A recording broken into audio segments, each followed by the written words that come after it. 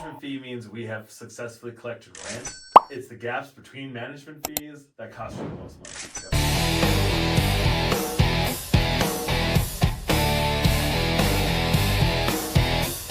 Welcome back to another episode. How's it going today?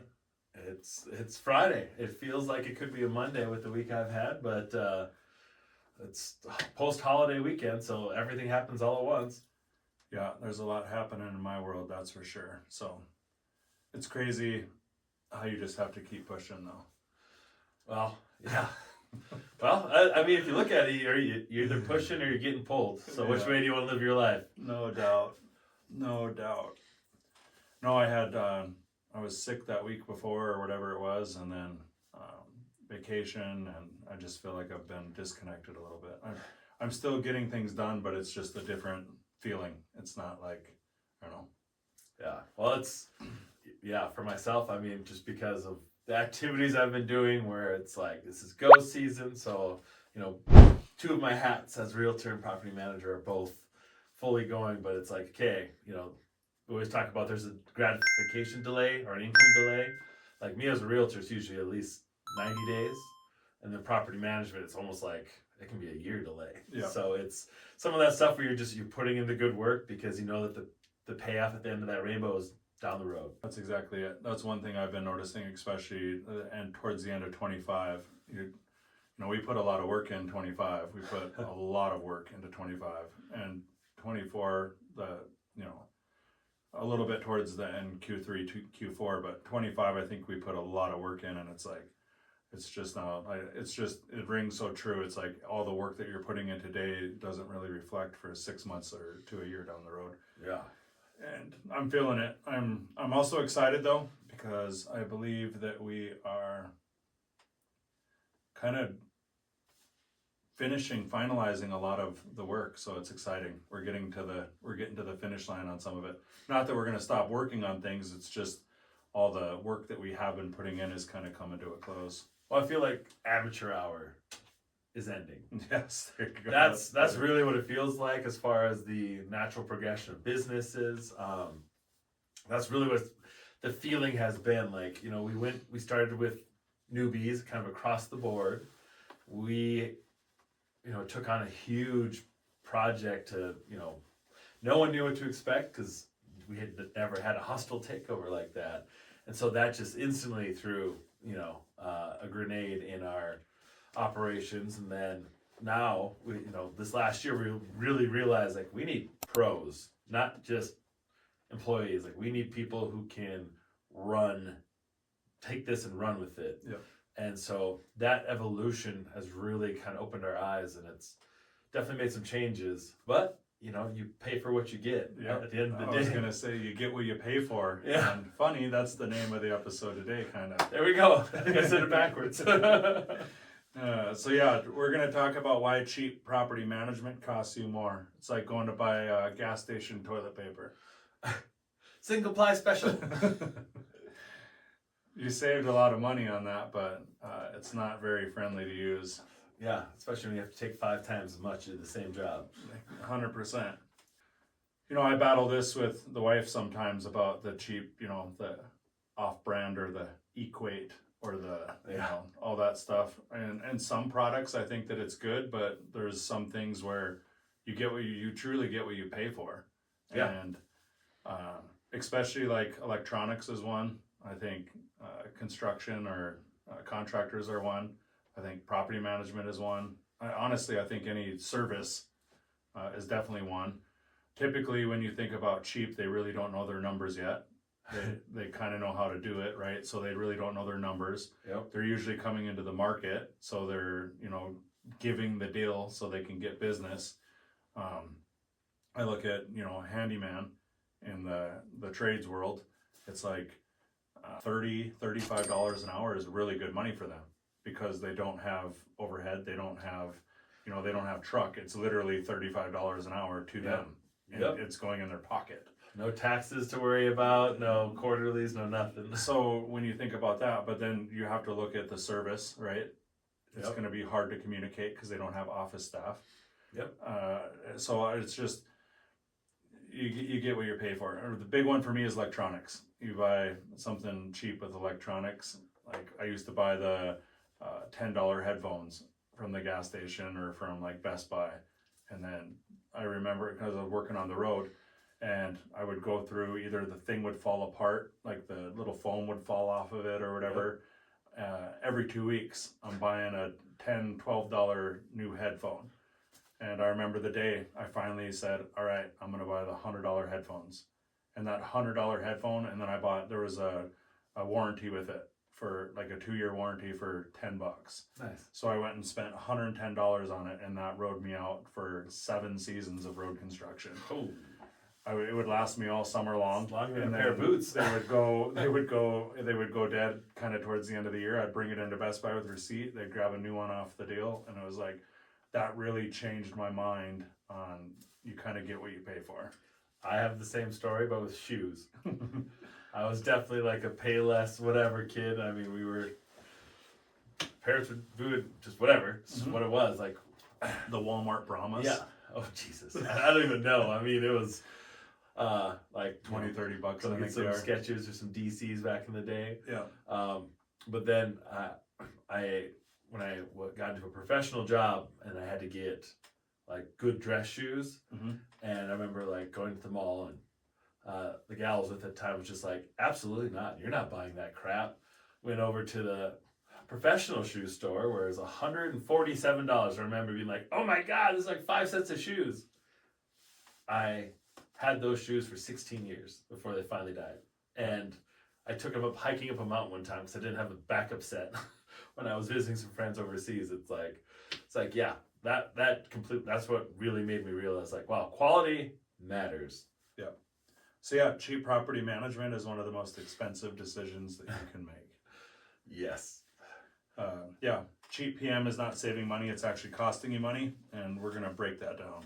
100%, because like when we get a call that they just want to know what's your management fee and they move on, like for us it's already a red flag, but it's like, okay, if I want a value shopper, like nothing wrong with that when it comes to like groceries or coupons, but it's like my management fee is actually one of the smallest parts of our business. Like it's a stable part, but the real costs are, what's your average vacancy rate? What's your tenant quality? Like how much maintenance do you do? What are your renewals like? Like Your systems, your technology. yeah. So it's actually like, management fee means we have successfully collected rent. It's the gaps between management fees that cost you the most money. Yep. Meaning there isn't someone in there.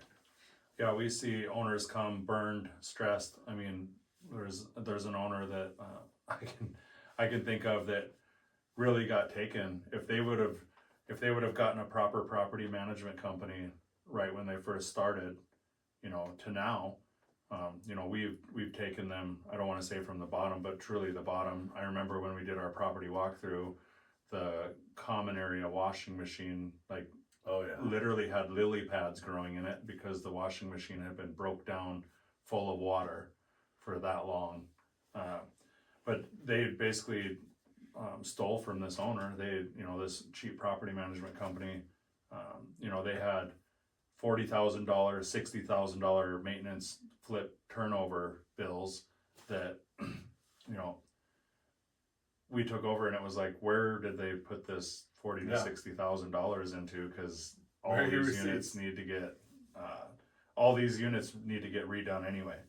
Yeah. So yeah. Well, and that's like I was saying, like, the management fee is what you pay, but like the focus is the management outcome is what you earn. Like it's one thing to say, I can get, I'm only 4% management, but my tenants typically are half. I only get tenants who are willing to put up with me. They only pay half of what market rent is. Like that's where you got to focus on what you're earning. Like, hey, we actually get a higher quality tenant who pay more for rent. All of a sudden, it's like, okay, yeah, if 1,000 to 1,500, it's like that's a wash. If someone's 2% cheaper, it's like, no, actually, it's you can pay more because they're getting more. So Yep. So yeah, it's really not so much what does the property management cost. It's like, what does property management produce? We focus on return rather than not so much the expense. Right. Yeah, cheap property management doesn't show up on your P&L. it shows up in your problems. People think they're saving money, but they're just delaying the loss. So Oh, wow. that's all they're doing with that. So Wow. why do owners choose cheap? Well, they just look up at the front half, you know. A management fee is one of those things that we know up front. Like, hey, this building pulls in $4,000 a month. Let's just say, I'm just easy math, 4% of that or 5% of that, 4,000. So it costs me $200, or I think I'm screwing that up, but Yep. something around that. So they just look at that front money. Like, you know, of the 4,000, I'm gonna get my rent collected minus management fee, and that's the rest is mine. But that doesn't answer the questions that we had hit on earlier about, like, well, if one unit goes vacant, let's say a fourplex, each one's pulling in $500. If one goes vacant, you're losing $500. It's like, okay, well, if that's vacant for 3 months, you've actually lost $1,500, and you're still saving with maybe a lower percentage for management fee. But it's like, no, you've lost basically an entire month of rent income in those 3 or 4 months of vacancy. So that time really does matter. And when you play the commodity game, like when you play the Walmart game, whatnot, you end up competing. See, it's just a race to the bottom. I hope I'm not stealing any of your thunder on No, that. you're good. But it's really just the fact, like, okay, I want to get you in the door with this low rate. And then as they start going, like, okay, if I'm only going to make this tiny little margin per door, then the only game I have is massive scale. But if you're already trying to work with a very, very tiny budget, and then you're trying to scale, that means you have less to tackle more. So the equation just doesn't really make sense. So like, cheap management really isn't a discount. It's just a completely different product from what we've realized even in our own businesses and practices. I think that, you know, when owners shop like it's a commodity, like who's the cheapest, I really think that's short-term thinking versus long-term thinking. Oh, 100%. They're thinking, you know, yeah, I'm going to save $1 or $2. Your management fee is too much. But when you think about even just getting an unqualified tenant in there just to fill a spot, right? We're not really doing the correct tenant screening. So now let's say we have a mold issue or an unqualified handyman that just goes and puts Band-Aids on it, or they just Yep. paint over it. Tenant breaks the lease. There's 10 to 15 remediation for that. Where did your 4% savings go? Into the wall, literally. Yeah. So the net return versus fee. I don't remember if you touched on that. I hadn't quite. So like, yeah. There's kind of talking about the whole management process more than just a fee, because like a management fee is just in essence our payment for maintaining a unit, having a good tenant in there. But when it comes to like the actual net, you know, let's just take $1,000. It's a one unit, and they say, hey, instead of paying 10% or $100, I want to pay $8. So they're saving $20. But then that management company neglects it, and it goes vacant. It's like, okay, well, $20 is 500 or 50 months worth of loss. So it's like, so the real net isn't necessarily like, okay, you save $20, but if they're really bad at filling units, you're 50 times worse off, even though you saved money up front. So, I mean, that's just trying to talk about like how that actually affects the bottom dollar. Yeah. Because like for me, when you were talking about tenant quality, that part, that is the game changer. Like if you're a landlord, you're self-managing. Like I had to learn this the hard way, and the rules have changed even since I started, in good ways. But it's just like the quality of tenant is one, what are you trying to rent? So the quality of the place, and then two, your screening process.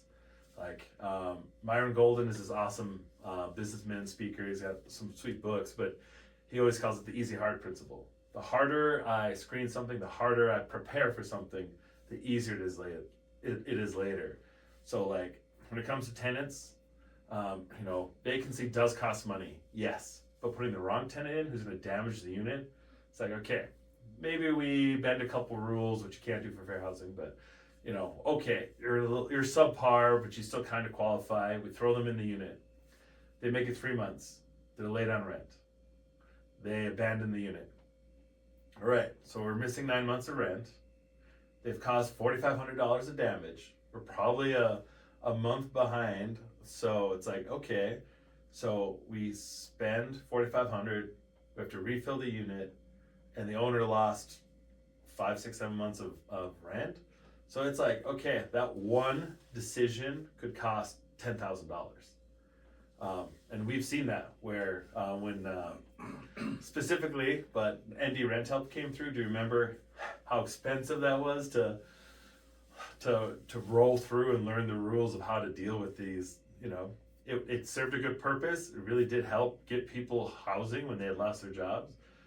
But then we ended up with these destroyed units that they had no money, they had no job, there was nothing to go after, and in essence, it almost cost the owners more to fill the unit rather than if they had just stayed vacant and waited for someone who hadn't received that subsidy. So it really does make a big difference. Because on the flip side of that, really, we also need to be able to track. I was actually on the compliance side. I was going to hit this real quick. Fair housing applies to everyone, everything. So like we have to have the same screening rules no matter what. So always be mindful of that. Like even if it's your brother moving in or a cousin, you got to background check everyone, screen them all the same, because at the end of the day, it's going to be your name on the line and it's your liability. So it's like our legacy is on the building. Like if we let someone in who trashes it, people are driving by that all the time. Like it just doesn't look good. Little side tangent there, but Yep. basically, part of doing good screening is just you most likely have better retention, which is, as we're talking about the difference between fees and actual costs, like, okay, we get someone who actually enjoys the place, can afford the place, probably won't trash the place, and then they stay longer because they're happy. So now we've avoided multiple things that lose property owners money. So yet again, the screening part of it, if they're cutting corners, trying to save money, like actually they're trying to pass a law in our state because property managers would just take the money and not even do the background check. They were just like, this guy's a tweaker or whatever, like we're not even gonna mess with him, and they just say denied. So they're trying to pass a law that you have to send them or prove you actually ran their background check. So it can go on both sides of that, but at the end of the day, one bad tenant is gonna take your time, it's gonna take your money, and really it can just ruin a good investment. Yeah, definitely. Screening requires discipline and systems. From you, no way. Cheap companies rush placement. They fill versus the right fit. That's a powerful word, yeah. So you don't manage property, you manage people. Yep. So I'm going to give you just a scenario. So let's just say we have Unit A. We did a full screening. They're in there for 2.5 years and they renew at the end of the 2.5 years. And they're just there. They turn into a long-term tenant, right? The other option is that you do a quick check. You have 3 change addresses missed. They're gone at month 9. The unit is trashed, and this is the same property. So same property, different outcome. Yep. So the one you have a quality tenant who takes care of the unit and lives there long term. The other one, you have someone who really can't make it. I have a story when I used to do maintenance for this slumlord. Right before I got there, he had some people managing his properties, as I do air quotes. So it was this wife and husband. He was the maintenance, she was the leasing and all that stuff. They barely filled that up. There was no application. They just barely filled out leases. They took cash for rent. Oh, sweet. Which they were embezzling from him. And then they filled people with, there again, I'm not against felons, but they filled all these places with felons. It didn't matter the background check. It didn't matter their credit score. So you'd have these people that had a quick cash and they would get into this unit. Well, he started finding out about that because this was his cheap management company. Yep. And I mean, he had, I think it was, well, we had 335, so that was 95, and then 105, yeah. 436s, so he almost had like 200 some units. Yeah. So this is like Yeah, you know, at this scale, is- 220, yeah. this is at scale, yeah, exactly.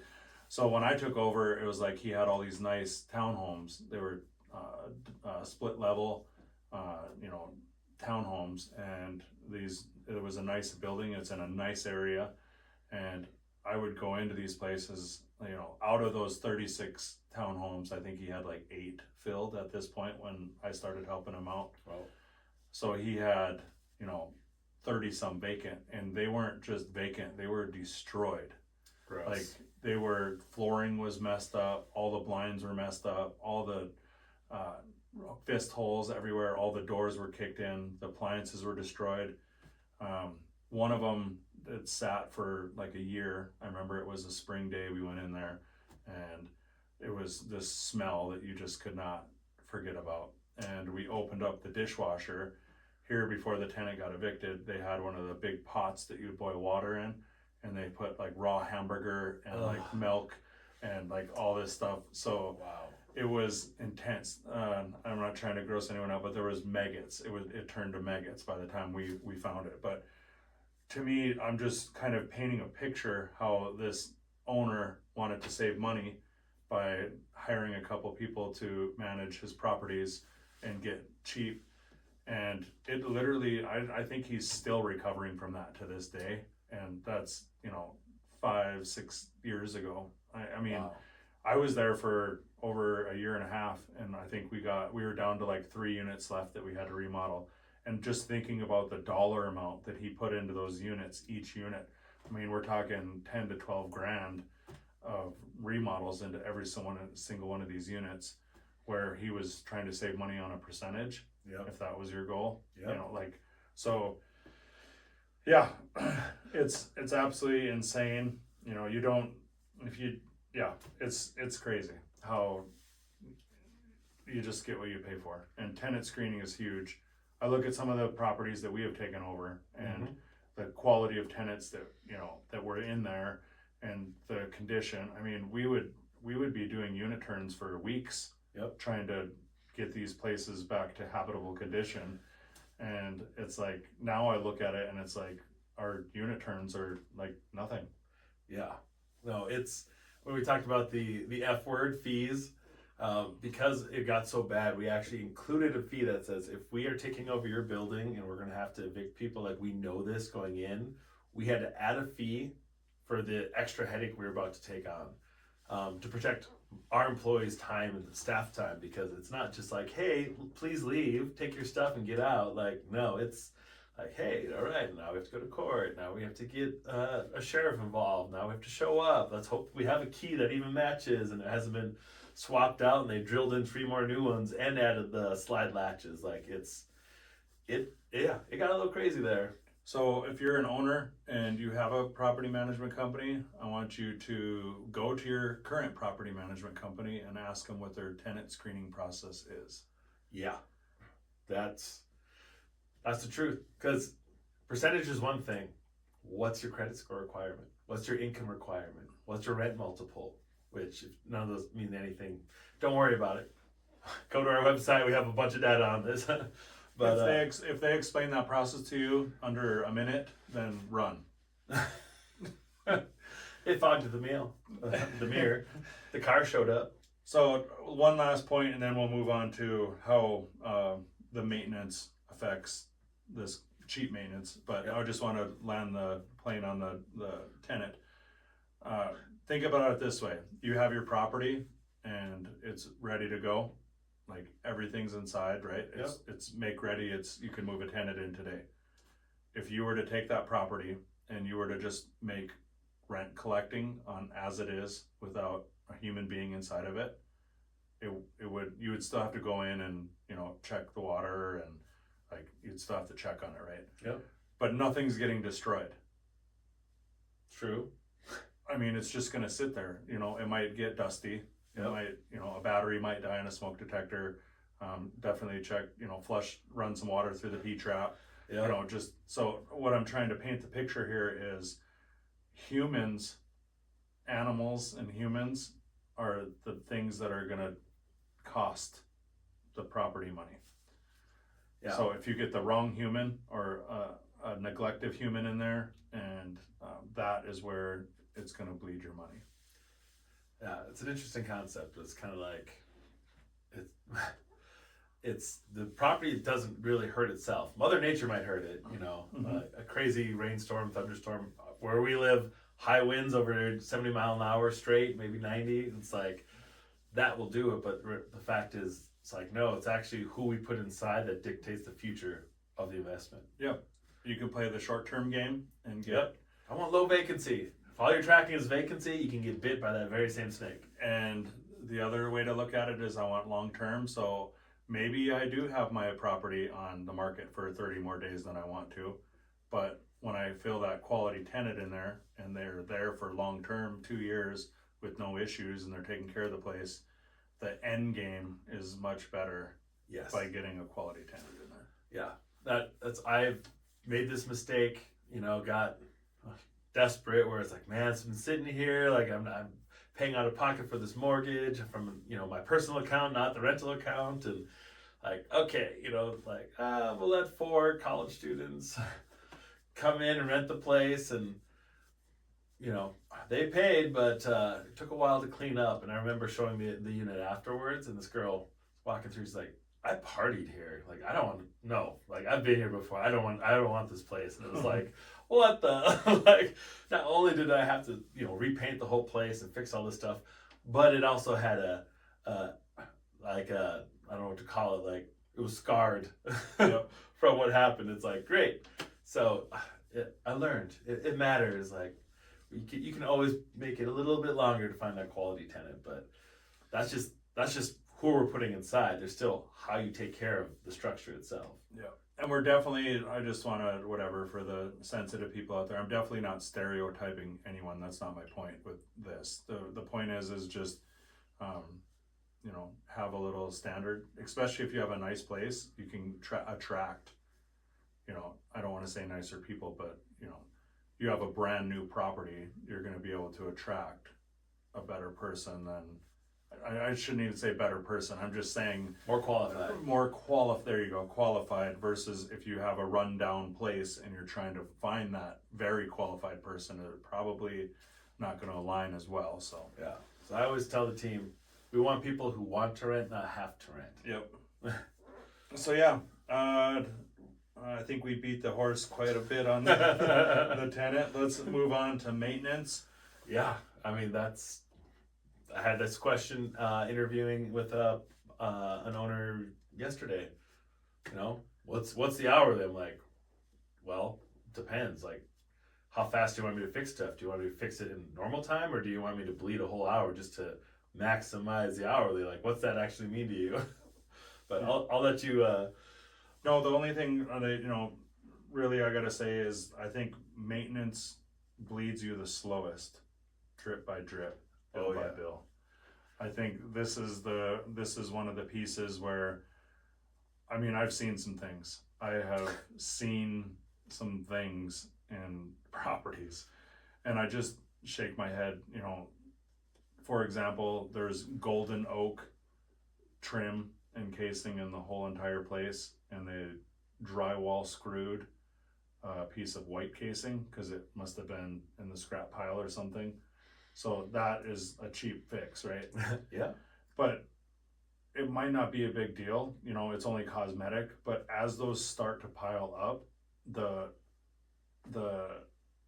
appearance of that drops, right? Now we talk about trying to get a quality tenant in there.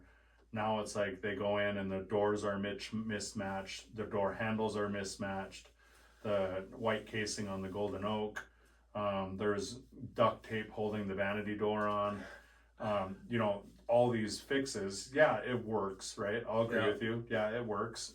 And it might be cosmetic. It's good not enough. It's not life or death, but it's the short-term fix versus the right way to fix it and the long-term of getting quality tenants in there, right? So Which is funny because I literally just showed a 80-year-old duplex yesterday, and you're talking about the quick fixes. It's so old that a portion of it was poured concrete, a portion of it was block, a portion of it was wood frame. Some places they had stucco, some places they had sheetrocked. Some holes they fixed with paneling, some holes they fixed with sheetrock, some they tried to stucco, and so they tried to duct tape a heat register on. I mean, the place is old. It's not a Class A by any means, but it's just, as you were saying those words, it's just like, I literally walked through this where it's, okay, we've got, 3 different roof lines, we've got 4 types of siding, we have 4 types of foundation walls and retaining walls. Like, the thing is, it rents, it makes money. It's just like, to make it look pretty, you basically have to come in. You're going to be. the other one that I enjoy seeing is let's say you just have a 10-foot wall by 8-foot wall, and the maintenance guy goes in there and takes his greasy finger and just jams a big swap of spackling in all the nail holes, and then maybe lets it dry, and then he grabs the paintbrush and just paints that spot. Now you go in there and look at it and it looks like a quilt, like an untextured patch jobs all over this wall.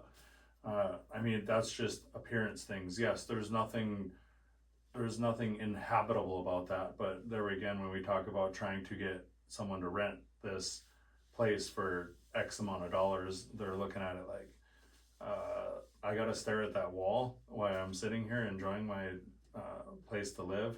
Yeah. So it's like, or even if there's no, maybe they go in and touch up and the paint doesn't match. It's like, you already have the can of paint open.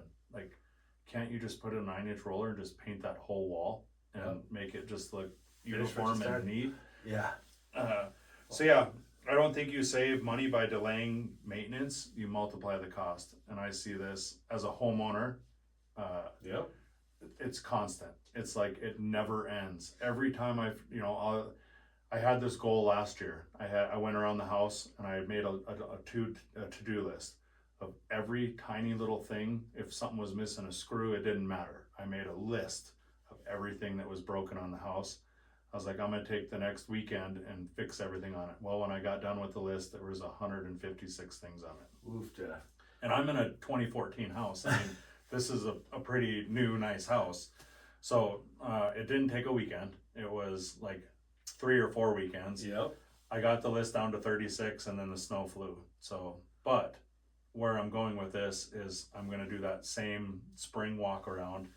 And yes, I got it down to 36. There's smaller things on there now, but I guarantee you, like, I can just look out in the yard from the winter.